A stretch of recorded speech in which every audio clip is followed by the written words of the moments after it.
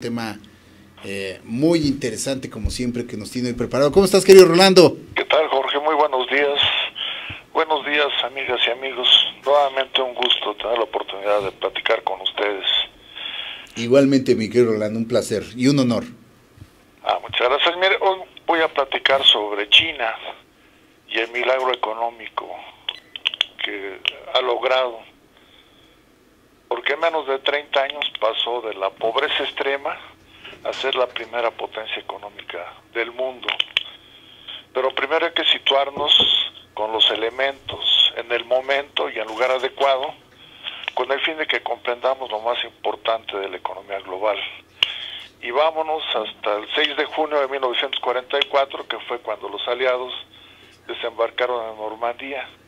En ese momento, los líderes de Estados Unidos pensaron de que ya la terminación de la guerra era cuestión de tiempo, porque Alemania estaba ya rodeado por una parte por el ejército aliado en Normandía, por otra parte en el norte por los rusos y por Italia.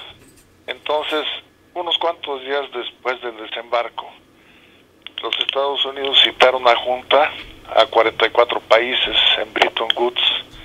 Esa junta se llevó del 1 al 22 de julio de 1944 y en esa junta se propuso que la moneda internacional fuera el dólar. La moneda anteriormente era la libra esterlina, pero Inglaterra o el Reino Unido había sufrido serios daños económicos por efecto de la guerra. Entonces ellos propusieron de que el dólar fuera la moneda que se utilizara en las operaciones internacionales y esa moneda iba a ser respaldada por el oro. O sea, cada onza troy de oro equivalía a $35. O sea, cualquier persona podía ir a los bancos y con $35 comprar oro. En esa junta se establecieron puntos muy importantes que actualmente no se están visualizando. Como Estados Unidos iba a ser la economía eje, era el país más vulnerable. Entonces, para que eso no ocurriera, acordaran de que el tipo de cambio fuera fijo, con un pequeño margen del 3%, 1.5 para arriba y 1.5 abajo, con objeto de que no sufrieran los estragos de una devaluación de algún país que afectara a la economía global, como está sucediendo ahorita. Para eso se creó el Fondo Monetario Internacional, cuya función era vigilar que nadie moviera sus tipos de cambio. Desafortunadamente, la Guerra Fría y la carrera espacial originó que Rusia quebrara y que los Estados Unidos, el 15 de agosto, a través de su presidente Richard Nixon, reconocieran que ya no tenían el oro suficiente para garantizar los dólares en circulación,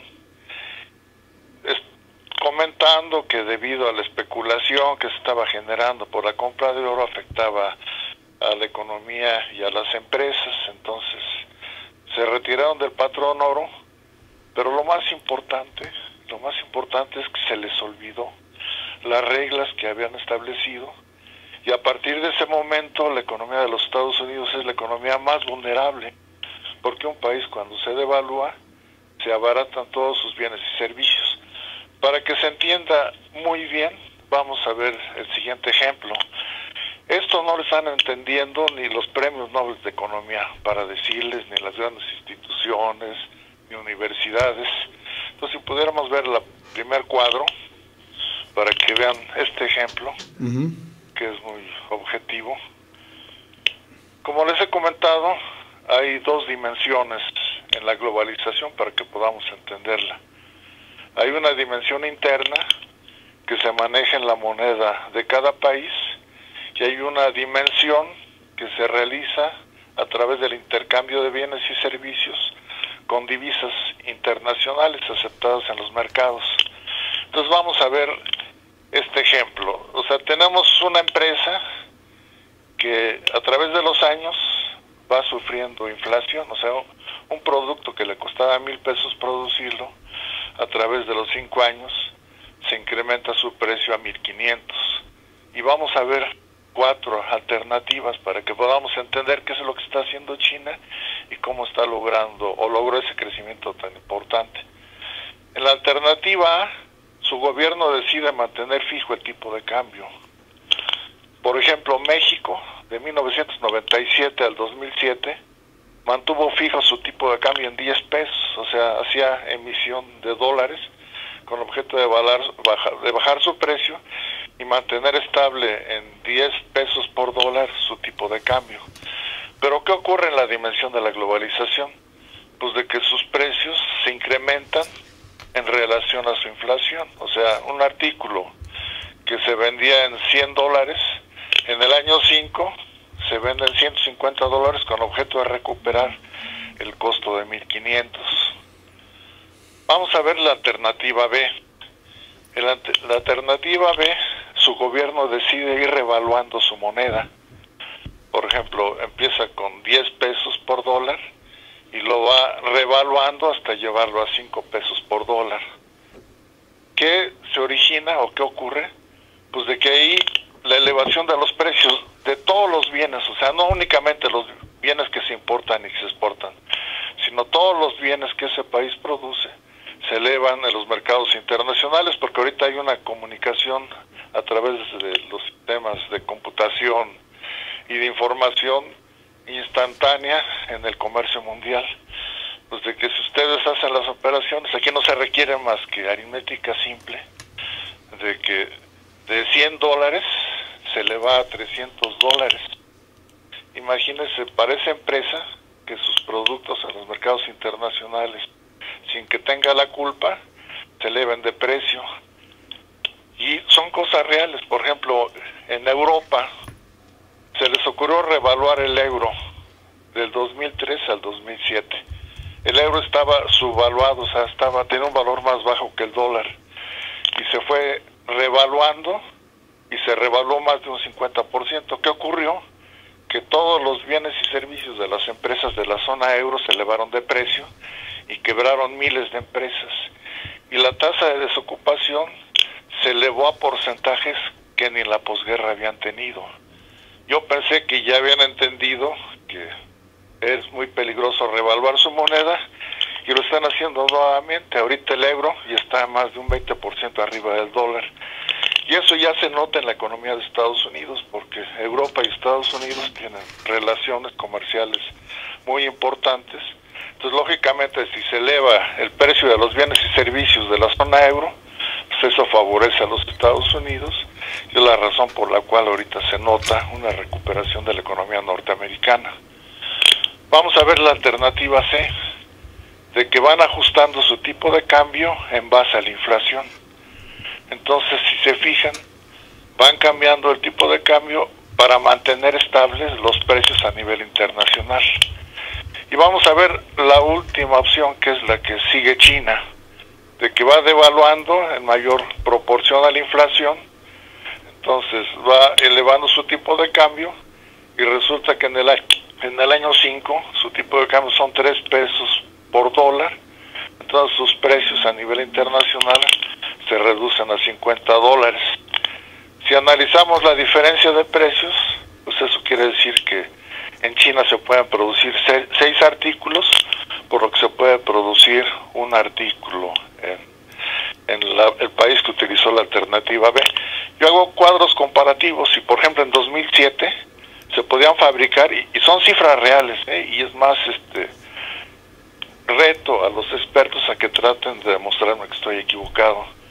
Los productos españoles se podían fabricar 5.2 artículos en China con lo que costaba fabricar uno en España.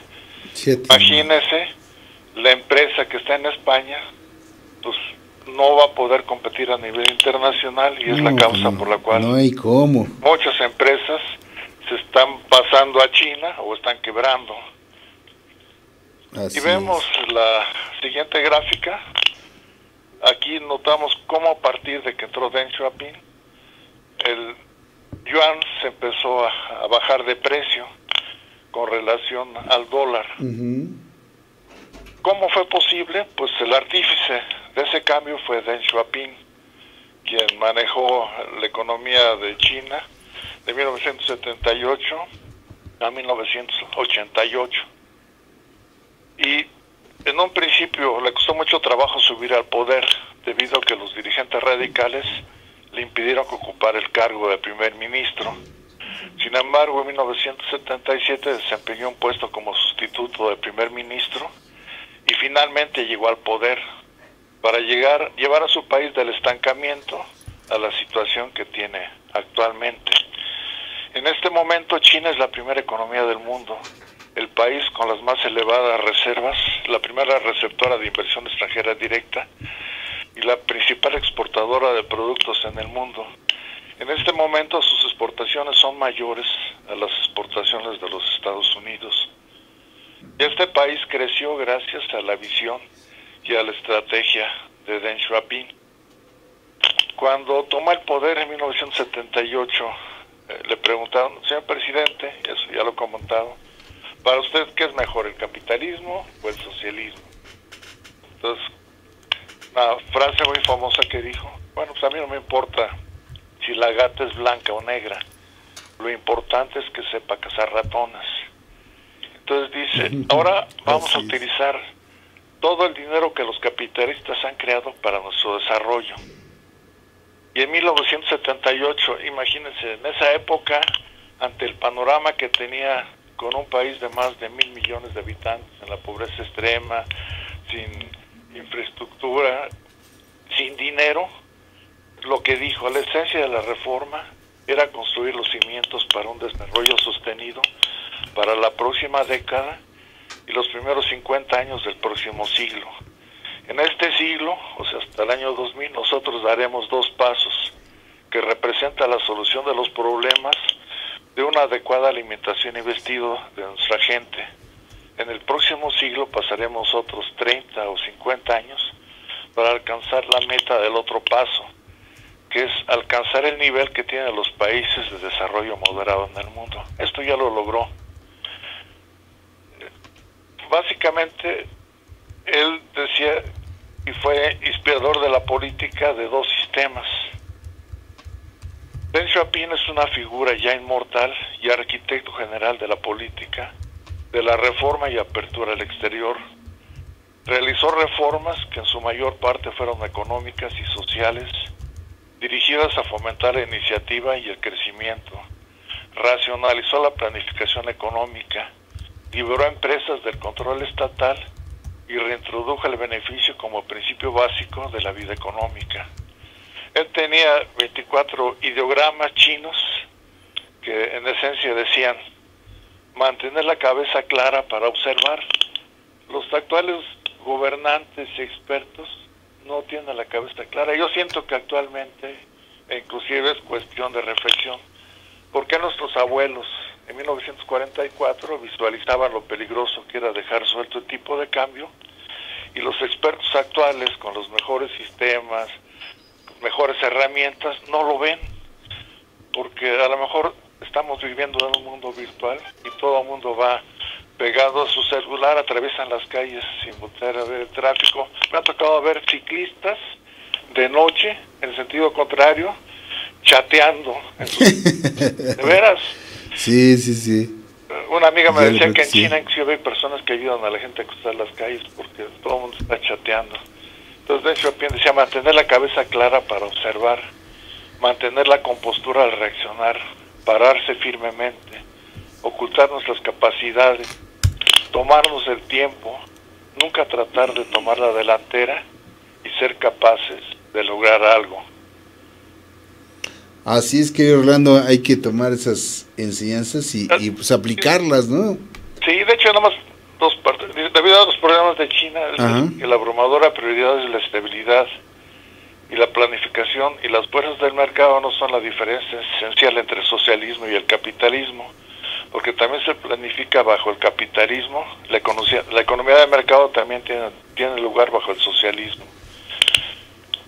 Ya la próxima plática vamos a ver ya en números, con sus cifras reales de China, cómo le hizo para ir reduciendo sus precios.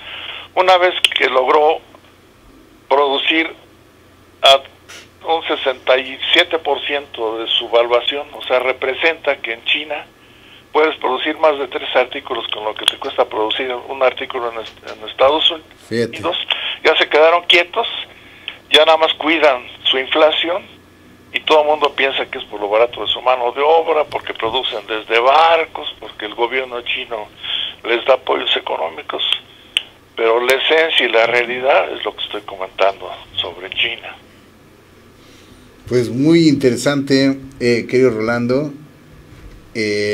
China no por nada es hoy por hoy la potencia económica mundial.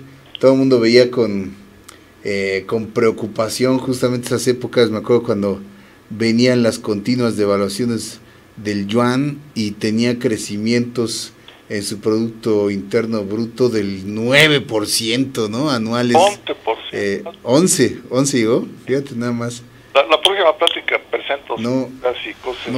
No podemos ni aquí ni siquiera soñar, aquí soñamos con un 5%, ¿no? 6%, y fíjate ya hasta qué niveles andan. Aquí del 3%, ya el 3% sería extraordinario. Ya sería fabuloso, sí. Imagínate nada más. Pues como siempre, muchísimas gracias, querido Orlando, agradecerte también tu participación aquí en Disyuntiva TV, hoy que cumplimos 500 programas, la semana que entra estaremos cumpliendo 2 años, hoy 500 programas, de los cuales muchos de ellos has enriquecido con tu participación y tus conocimientos, querido Rolando, te mandamos un abrazo. Muchas felicidades, un abrazo para tu equipo y para ti. Gracias.